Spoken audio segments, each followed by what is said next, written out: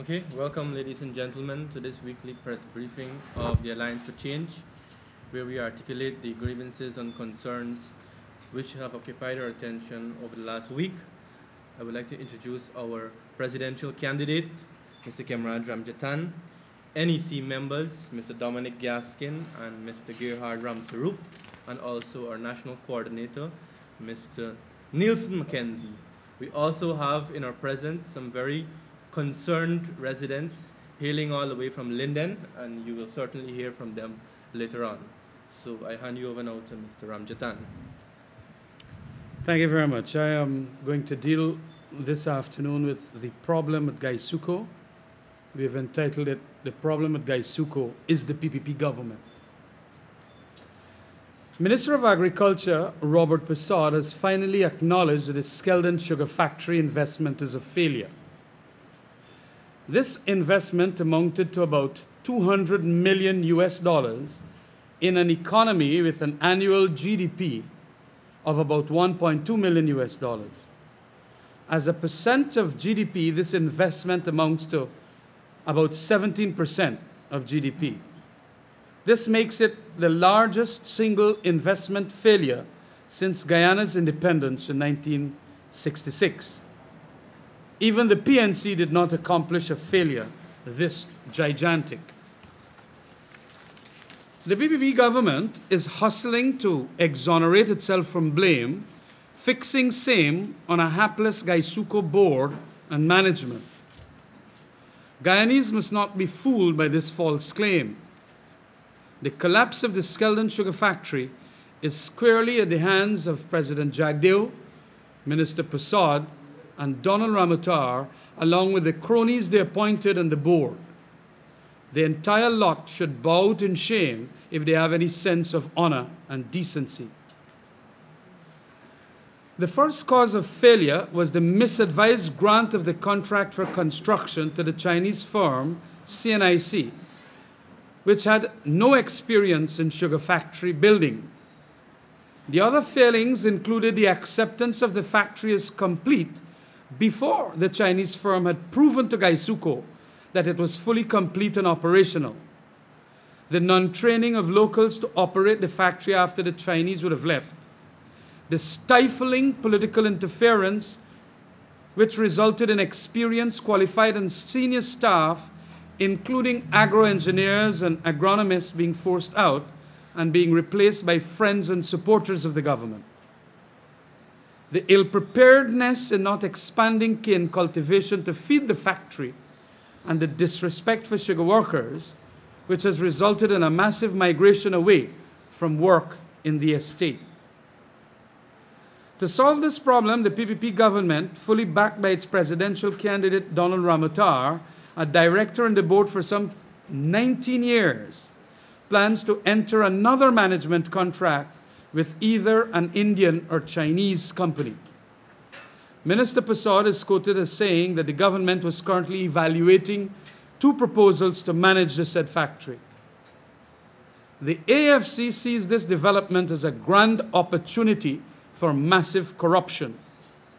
There is no record that any management contract was ever put to a public tender. Moreover, the AFC is aware that taxpayers' dollars of nearly $2.5 million would have to be paid to the contract manager per year.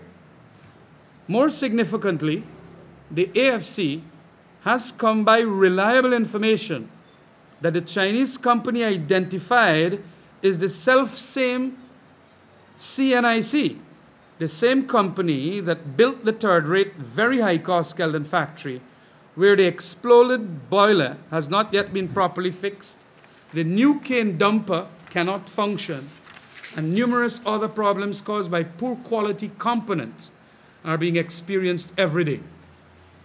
The maker of this defect-riddled 8,400 tons cane per day grinding capacity factory, which has not yet achieved even half that amount for one day, is being evaluated as a potential contract manager.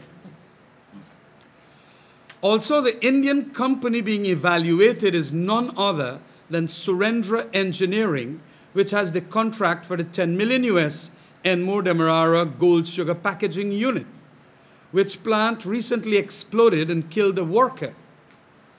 That specific equipment has not yet been fixed, and in addition, the massive internal work at the factory upgrade to supply the bagging plant has not yet been completed by this company. Guysuco's technical managers have refused to accept this work despite political pressure to do so. This same Surendra Engineering, obviously specially favored, was awarded by the Ministry of Agriculture a contract for the recently tendered 8 big drainage pumps, despite the fact that it does not make pumps at all. Surendra Engineering, through another Dubai-based front company, Salim Almeida, was given the consultancy contract value approximately $500,000 US to provide the plan to upgrade Enmore and Blairmont factories. There is every indication of an unholy alliance between Surendra and key Guysuco managers, directors, and politicos to huff all of Guysuco's engineering projects, including the one to manage Skeldon, a task Surendra Engineering, like CNIC, is incapable of doing, both not having the history, the experience, and managerial capacity in running sugar factories. The AFC is aware of very experienced and well-known Indian and Brazilian consortiums which ought to be invited to give proposals to manage the Skeldon factory and possibly to procure finances from their respective governments to assist in doing so. The AFC has crafted an alternative vision for Guysuco that will assure simultaneous accounting and social profits for the people. We propose, for starters, a professional board with no political interference, the incremental mechanization of the industry to avoid the almost slave labor conditions workers have to experience, and creating a captive market through our E10 framework in order to save the Demerara and West Babies estates by the production of ethanol. Then we intend to seek foreign investments into developing alternative lands for ethanol production for export.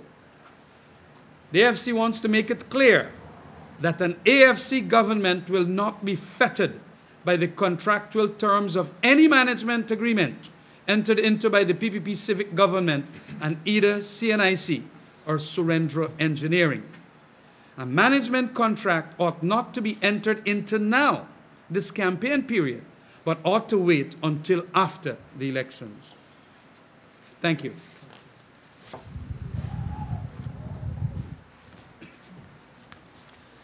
Good afternoon. I'll be reading our latest press statement on GECOM's preparation for elections.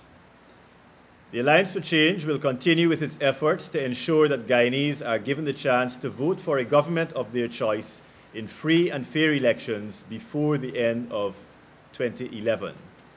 To this end, we will continue to press GECOM to fully disclose to the public all relevant information regarding their preparations for the upcoming elections. The chairman of GECOM has indicated in a response to our written request that according to their work plan, the earliest possible date for elections is November 14, 2011. This confirms our own estimates and represents, in our opinion, an easily achievable target date for completion of all preparations by GECOM. We have called on GECOM to indicate whether or not they have received the results of the cross-matching of fingerprints. This should have been received by now based on our estimations, and the investigations of any duplicates identified by that process should now be in progress. While we have full confidence in GECOM's competence and ability to complete its planned tasks, we believe that this should be accomplished in a transparent manner and that the public should be kept informed on the progress of their work. This would minimize any perception that those political parties whose nominees are members of the Commission enjoy access to critical information not available to parties such as the AFC. This, we feel, will go a long way towards building public confidence in such an important institution. Thank you.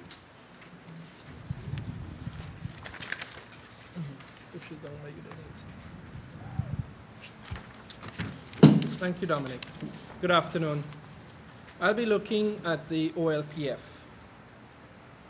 The AFC would like to reiterate its position that the PPP's insistence on spending $6 billion on 90,000 laptops under the one laptop per family initiative is not the best approach, in their words, to preparing our people for a brighter future. We call on the government, with immediate effect, to shelve this waste of taxpayers' monies and enter into a national discussion to chart the best way forward. Toward this, the AFC submit its alternative plan. In summary, the AFC plan will hit two birds with one stone. We will tie the computerization of government agencies throughout the length and breadth of Guyana to the establishment of telecenters. Computers and digital technology can be accessed to telecenters, and while there are various models, sustainability remains an issue. Tying government functions to the telecenters will help guarantee sustainability in Guyana. The AFC's plan will utilize existing RDC and NDC offices, schools, community centers, and churches for the establishment of these telecenters.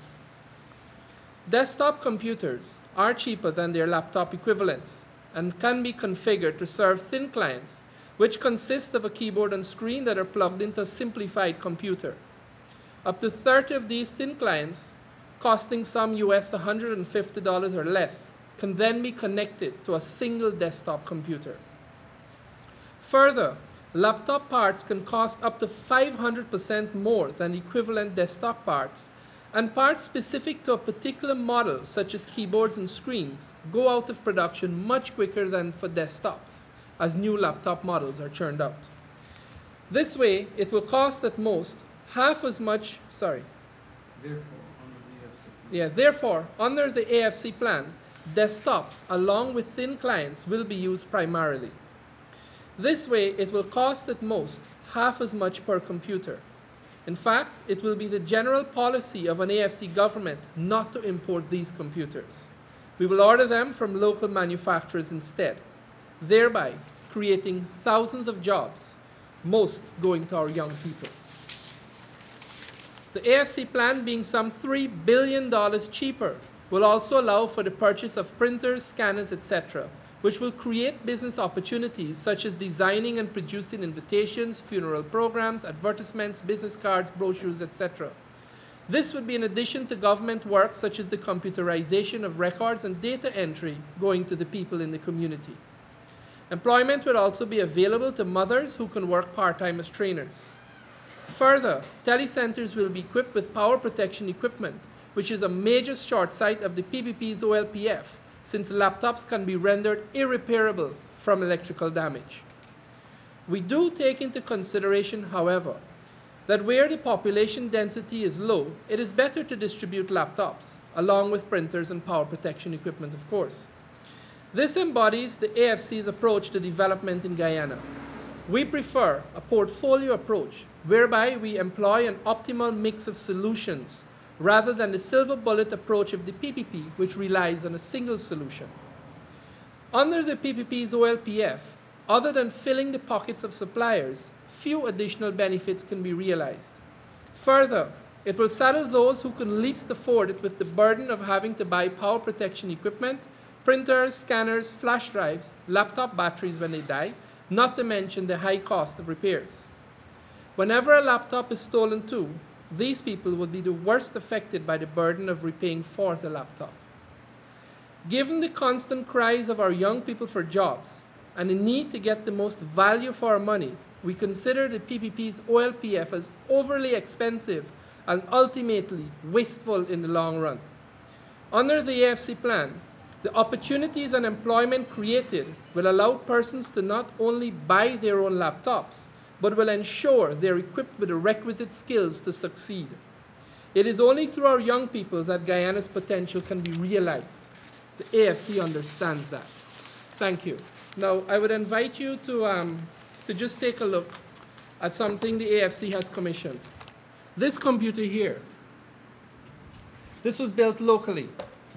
In fact, this came out from Lethem. If you look at this, these material, all that you see here, are available on the local market. You could walk into almost any computer store, buy these. This case has been built by a local woodworking person. This is not a thin client. This is an actual server.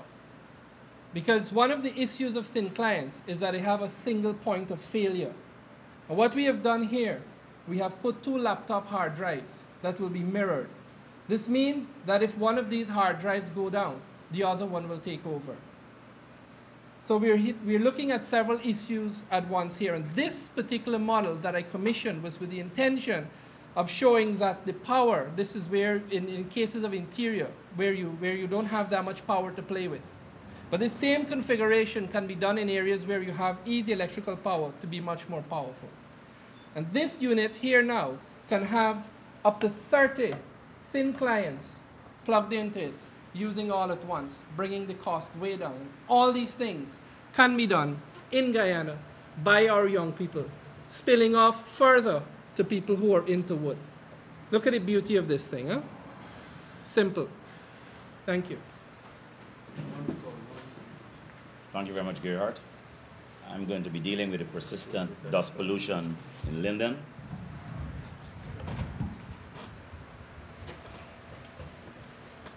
For more than 40 years, the residents of Silvertongue, Christianburg, and Mackenzie in the mining town of Linden have been afflicted by an enduring dust pollution emanating from what is now the bauxite plant and what used to be the old Lynn Mine bauxite plant located in the heart of Linden.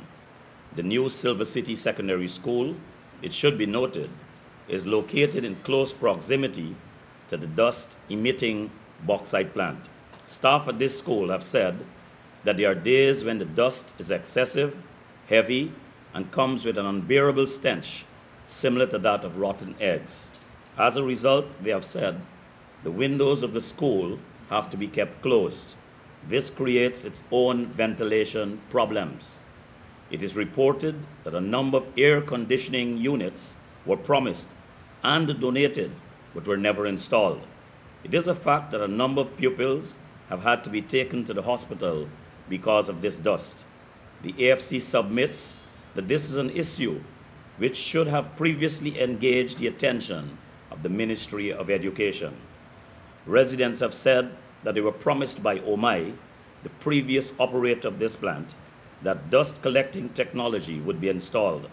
This never materialized. With the taking over the plant by the Chinese company Bosai, the promise was again touted. To date, no dust collecting technology has been installed. Bosai has in fact mentioned the deadline of September 13, 2011 for the installation of this apparatus. However, information reaching the AFC's councillors on the RDC suggests that this September 13 deadline would not be met. The communities in close vicinity to this plant have suffered in a number of ways. First and most important, a number of residents have been diagnosed with respiratory illnesses and even cancer. Persons who are asthmatic and suffer from sinuses have experienced much difficulty. Secondly, and similar to the Cane Grove dust situation, the maintenance of clean homes has been rendered quite difficult. The AFC contends that when one contemplates the duration of this problem and the very clear-cut solutions that exist, the unacceptability of this situation comes to the fore. The AFC, in addition to calling on Bosai to expedite the installation of the dust collecting technology, calls also on the EPA and the Ministry of Health to give serious attention to this issue. Residents have said that the EPA has been apprised of this issue. There was a meeting at the level of the RDC involving both Bosai and the EPA. However, residents have not received any relief in spite of the involvement of the EPA.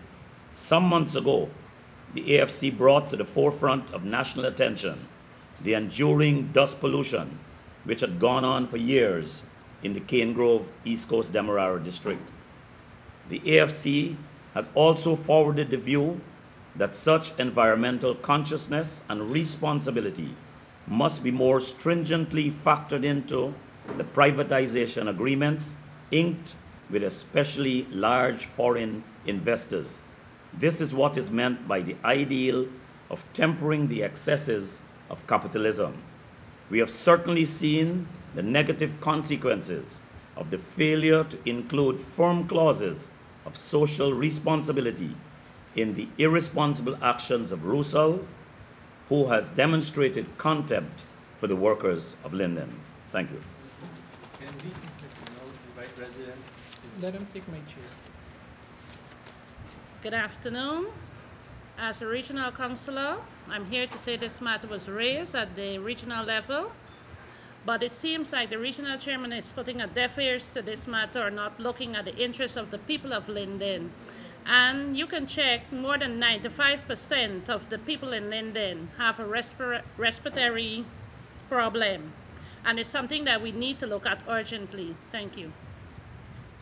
As a concerned resident for Linden, I must say that the dust has been a health hazard to Linden. If you look at us, you'll see most of us, we are wearing glasses. That's due to the effect of the dust that is affecting our eyes.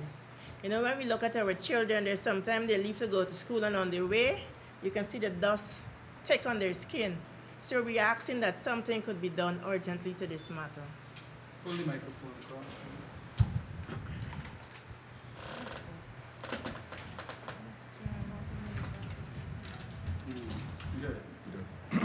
Good evening. As a concerned resident of Linden, this dust is really a true problem to a lot of us.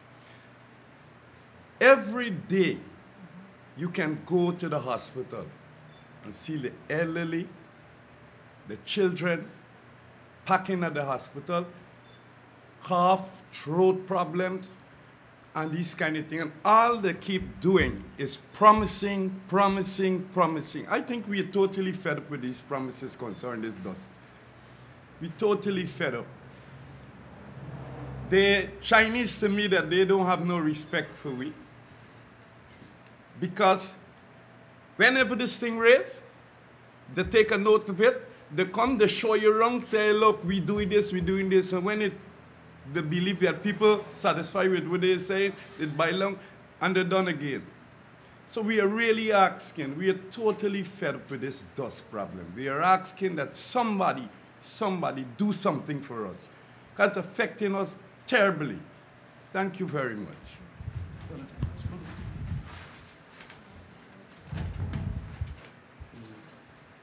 Good afternoon. As a concerned resident of Linden, the dust, it's annoying. In fact, my eyes tends to run water on a regular basis. Here it is, caused me to start wearing glasses, okay? Children, old people, it's affecting everybody. I don't know who's in charge, but I'm pleading with the relevant authorities to please help us, because we're under a bad state. And it cannot go on like this. Please, help us. Yeah. And then the license of a sawmill was taken away from the EPA because it was affecting residents. And this is now a big industry that is affecting the entire Linden, and the EPA granted license to these people. How is it that they were granted license and not looking at the concern of the people in Region 10? They're suffering. They're really suffering, and we're calling on the EPA to look at this matter urgently. Thank you. Any questions? Residents of Linden? Do you have any other questions generally on what we dealt with?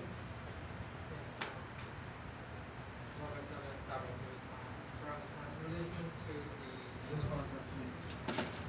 skeleton steel factory, are you aware of any deadlines set for when the company to manage skeleton will have to be selected?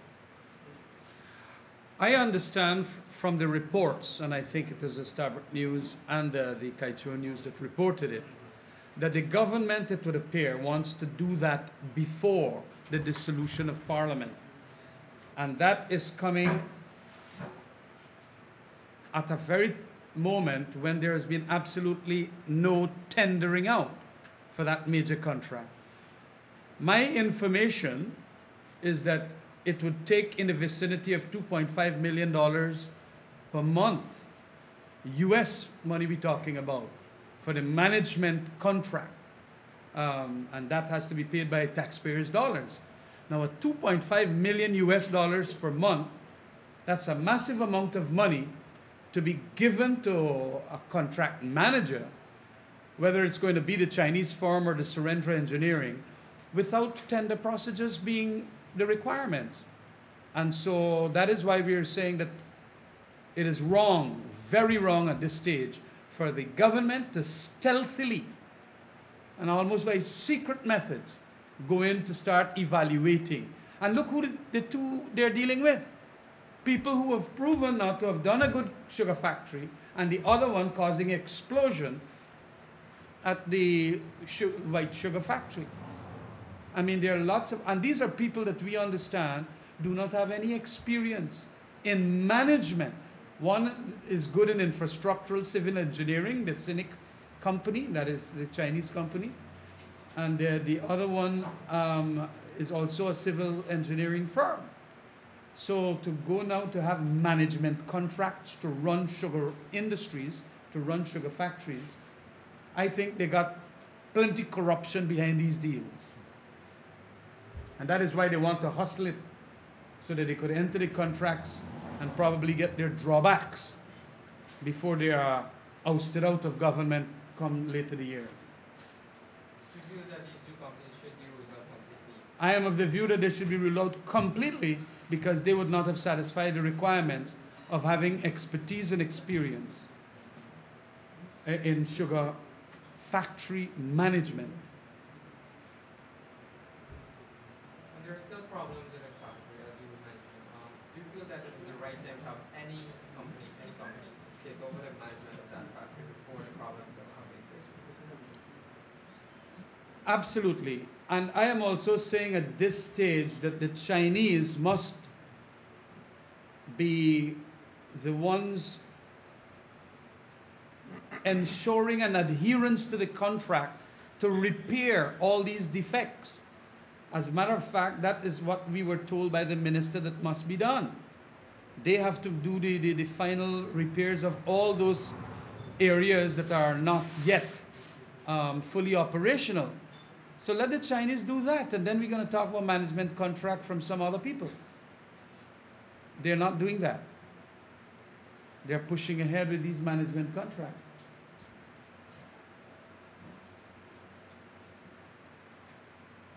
Any other questions? Yes, pertaining to our front page comment yesterday, where we've been reliably informed that senior government officials are going out of their way to intimidate staff and for the closure of the newspaper before the elections.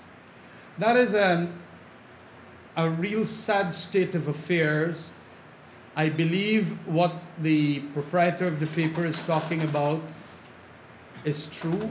I believe in his creditworthiness, and that is a very damning state of affairs with Kaichor News. You have to appreciate that only in the last elections, 5 Kaichor News staffers were murdered brutally just before the elections.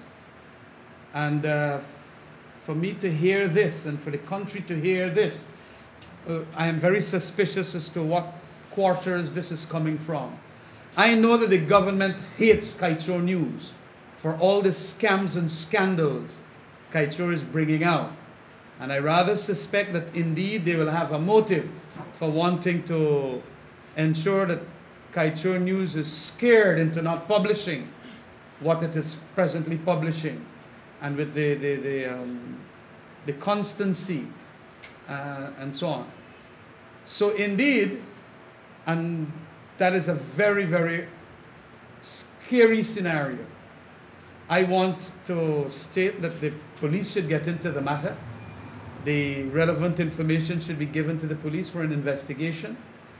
and that Kiteshore staffers ought to be on the alert. I don't know what is happening to our country at this stage when, you know, these threats can be forthcoming against people who are keeping democracy alive in Guyana. It is a damned day, really.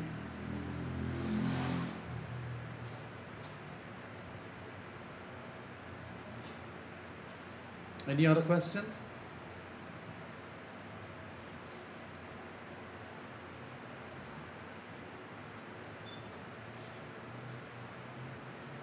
Well, if there are no other questions, thank you for turning up. And I would expect you to be here on next Wednesday. Thank you very much.